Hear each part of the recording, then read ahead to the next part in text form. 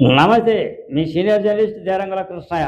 ఈరోజు ప్రధాన అంశం, అరటి రైతుకు విపత్తు నుంచి శాశ్వత పరిష్కారం ఏది? బీటెక్ రవి. మరొక వైపు ఎంపీ అవినాష్ రెడ్డి అనే అంశంపై విశ్లేషణ. ప్రతి ఏడాది వర్షాలు వస్తాయి, ఈదురుగాలులు వస్తాయి. నష్టపోయేది అరటి రైతులు. ఎకరాకు ₹1,00,000 నష్టం అంటారు. 5 ఎకరాలకు 5 లక్షలు నష్టం అంటారు. వాళ్ళ శ్రమ అంతా కూడా ఈదురుగాలులు ఈడ్చుకొని వెళ్తాయి. వర్షము విపరీతంగా వస్తే ఏకదాటిగా నీళ్ళపాలు ఆ అరటి పంట పోవాల్సిందే. దీనికి శాశ్వత పరిష్కారం ఏమిటి? ఇది ఆలోచించేసింది ఎవరు అంటే బీటెక్ రవి, పులివెందుల నియోజకవర్గ తెలుగుదేశం ఇన్ఛార్జి బీటెక్ రవి. అయ్యా, ప్రతి ఏడాది ప్రతిసారి వర్షాలు వస్తాయి, ఎదురుగాలు వస్తాయి, పడిపోతాయి. మీ అరటి రైతుకు శాశ్వత పరిష్కారం చెప్పండి అయ్యా. ఆ శాశ్వత పరిష్కారం కోసం అరటి రైతులమంతా కూర్చొని మాట్లాడుకున్నాం.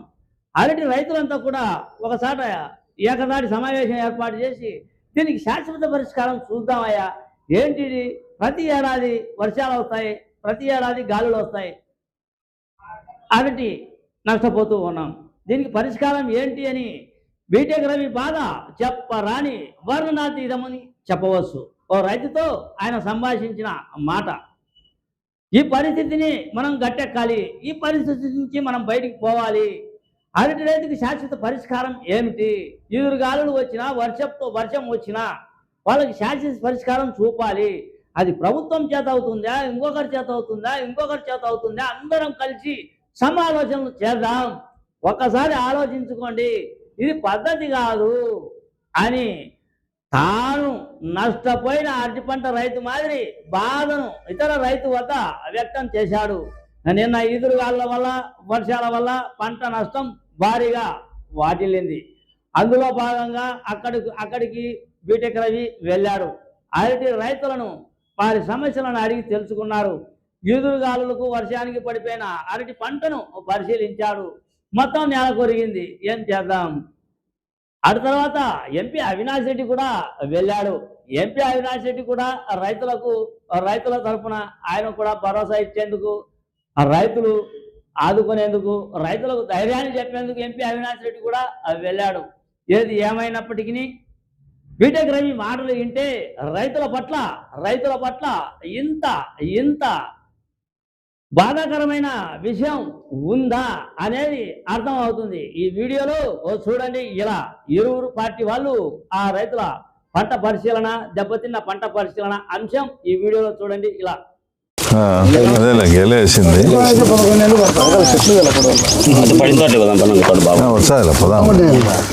వీళ్ళు ఇప్పుడు ఏం చేయాలనుకుంటున్నారు? మీరు ఏం చేసేది ఏం లేదు, ఏం లేదు చేసేది పరిష్కారం అయితే ఏం లేదు. ఇప్పుడు అది నువ్వు గెలిచింది దాన్ని ఏం చేసే కాదు, వేసుకొచ్చింది మళ్ళీ అది డ్రిప్ తరం అవుతుంది. రాదు. ఎట్లా దాంట్లో రానే రాదు, కూడా అవకాశం రాదు.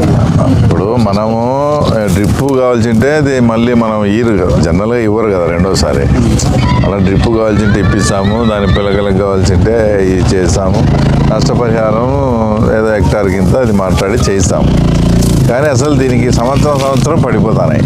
ఈ పొద్దు మీ ఊరు పడతానే, రేపు తాతిరెడ్డిపల్లె పడుతుంది, రేపు ఇంకోసాడ పడుతుంది. ఇంకా మీ అన్న కొండ ప్రాంతాలే రొంత తట్టుకునే. మాదంతా అయితే మేమంతా అరటేస్తాను. ఇప్పుడు మాదంతా ఒక ప్లెయిన్ ల్యాండ్, మా మండలం అంతా. దీనికి ఏమన్నా మీరు ఆలోచన చేశారా? దీనికి ఇది నివారించడానికి మీ దగ్గర ఏదన్నా ఒక ఐడియా కానీ మార్గం ఏదన్నా ఉందా? కాదమ్మా, జరగకముందు ఎట్లా ఏమని ఎవరికి మీరు పంట వేస్తారు? ఇప్పుడు నువ్వు ఎకరాకు ₹1,00,000 పెట్టుకునే ₹1,50,000 అయిందా? ₹1,00,000 అయింది. 5 లక్షలు నీ పెట్టుబడి. ఇప్పుడు దాదాపు సగం పోయిందా? అంతా పోయింది. నీకు 5 లక్షలు ఏ రూపంలో కూడా నీకు 5 లక్షలు ప్రభుత్వం ఇచ్చే పరిస్థితి కానీ నేను ఆదుకునే పరిస్థితి 5 లక్షలు ఏదో ఎకరాకు మళ్ళా నువ్వు పంట పెట్టుకునే దానికో మేము చేయగలం. ఈ సమస్యను ఈ రైతులు మీరు ఆలోచన చేసి దీనికి ఇది రాకుండా ఏదైనా పరిష్కారం ఉందా? ఏం చేయలేము గాలి వల్ల మనం. గాలి కాదు, ఇన్సూరెన్స్ కట్టడమా, ఇంకోటి ఏదో ఒకటి చేస్తే కదా. లేకపోతే ఇప్పుడు ఈ సంవత్సరం ఇక్కడ పడుతుంది, ఇంకోటి పడుతుంది, ఇది 3వ సంవత్సరం ఇట్లా ఏదో ఒకటి కొన్నిసార్లు జరుగుతుంది కదా, జరుగుతానే ఉంది కదా. ఎట్లా దీని గెటాన్ అవుతారని ఆలోచన ఉండాలి కదా మనకు. ఇట్లా వచ్చినప్పుడు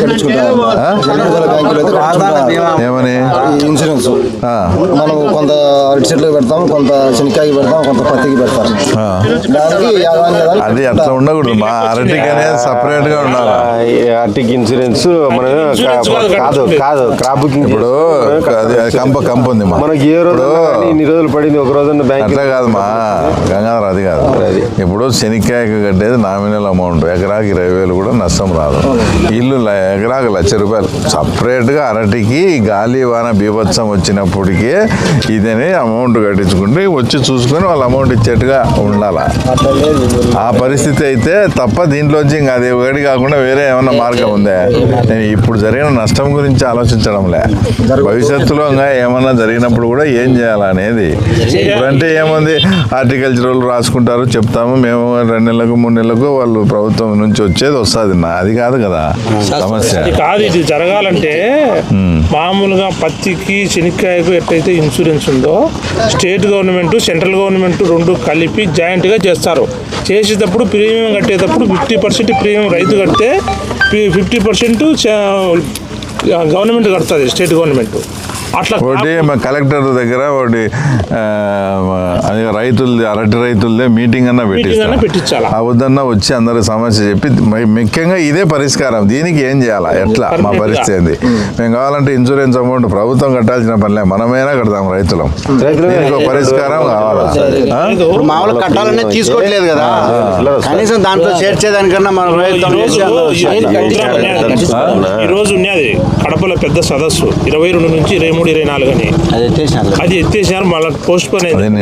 ఈ రోజు రైతులందరినీ పిలిచిపోయి నువ్వు ఆ రోజు ఆ నుంచి ప్రపోజల్ చూడండి, ఓన్లీ అరటి గురించే మాట్లాడదాం. పెట్టుకొని మనం దీనికి ఎన్ని రాపించుకోండి మా, ఎంత ముందు ఏం నష్టం జరిగిందో ఎన్ని ఎకరాలు రాపియండి. నిన్న రాశారన్నా ఆల్రెడీ, ఇది మొత్తం అన్ని రాశారమ్మా. ఓన్లీ మురాడు దింతల పంచాయతీలో నీకు ఎంత ఎన్ని ఎకరాలు పోయింది టోటల్? ఉంటే అన్ని ఏం లేకుండా నువ్వు నీ సచివాలయ పరిధిలో దిగువపల్లె మురాడు దింతలు వస్తుంది, గునకరపల్లి ఏమైనా డ్యామేజ్ లేమారు కానీ నీట్ గా రాపించి ఎంటర్ చేయండి ముందు, ఇబ్బంది లేకుండా. ఎందుకంటే మొన్న ఏం జరిగిందంటే సవితమ్మ వచ్చి కొన్ని తాతిరెడ్డిపల్లి ఆ ఏరియా పైన చూసింది. దాని తర్వాత మళ్ళీ మేము వచ్చి చూసాం. మేము వచ్చి చూసిన వాళ్ళందరికీ వచ్చినాయి. ఆ ఎక్కపోయిన దానికి పెండింగ్ పడింది. ఏమంటే అది ఫస్ట్ లిస్ట్, అది మన ప్రాబ్లం అని చెప్తారు. కాదు, ఫస్ట్ విడత రాలే, 2వ విడత 3వ విడతలో కొన్ని దానికి అమౌంట్ వచ్చింది హెక్టార్ కింద. ఇంకోటి అట్లా ఇబ్బంది లేకుండా చూడండి. నిజంగా వాళ్ళు ఇప్పుడు మనం ఇచ్చేది ఏదో 10,000 ఎంతో ఇచ్చాము. ఇప్పుడు పన్నెళ్ళయ్యే జెన్యున్ గా రాస్తే ఎవరికి అన్యాయం జరగదు. అట్లా కాకుండా వాళ్ళ వీళ్ళ పడన వాళ్ళ కూడా రాసినాం అనుకో, అసలు వాళ్ళ వీళ్ళ పోతే వీళ్ళు బాధ. అట్లా కాబట్టి ఎవరు చెప్పినా ఏం చెప్పకుండా ఓన్లీ పన్నెళ్ళ మాత్రమే మీరు లిస్టు రాసుకోండి. పడనోళ్ళకి రాసుకుంటే ఏమవుతుందంటే ఈ పన్నోనికి రాకుంటే వాడు బాధపడతాడు.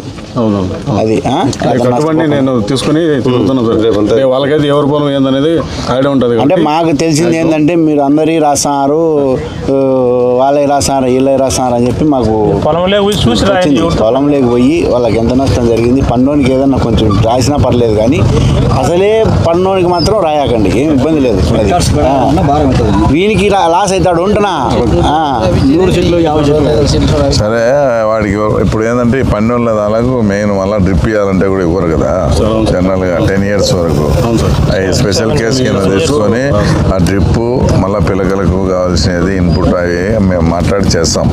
మీరు జెన్యూన్గా ఎవరు పడింటే వాళ్ళదే యాజ్ ఇట్ ఈస్గా ఉండేది ఉన్నట్టు రాయండి. కలెక్టర్ని పిలిచి రైతులతో మాట్లాడి వీళ్ళందరినీ కూడా తీసిపోయి మెయిన్ ఈ పరిష్కారం ఏందనేది ఒకటి. 4 ఎకరాలు రైతు ఇప్పుడు ఇతను 5 ఎకరాలమ్మా, 4 ఎకరాలు పడింటుంది. అట్లాంటి 5 ఎకరాలు రాయండి. వాళ్ళకి ఆ ఎకరా వాళ్ళేం చేసేది ఏమి ఉండదు.